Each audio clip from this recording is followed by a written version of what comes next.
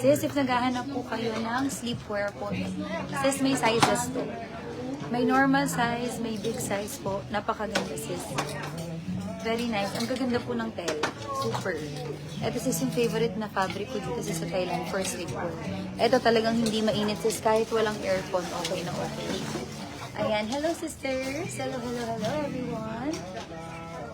Sis Chloe, thank you for sharing, sissy. Ayan, pa-share ako ng live natin, mga sis, ha? Sleepwear live po tayo ngayon. Sleepwear live.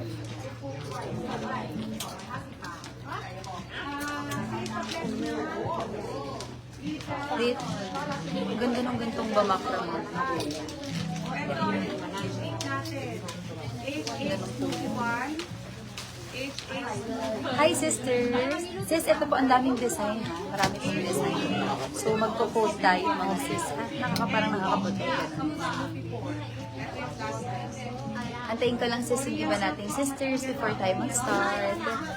Hello, hello everyone! Ano to sis, bago ako magpunta ng DKK, nasa line-up ko na talaga to si Happy Meal. Kasi last time, may mga pangbata rin sila ha. Kasi last time, nung pauwi na kami, tsaka ko lang nakita tong shop na to.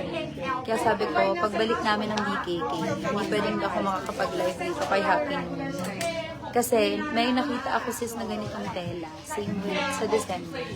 Pero ito sis, sobrang daming design po. Ang gaganda, makakapili kayo. Makakapili kayo sis.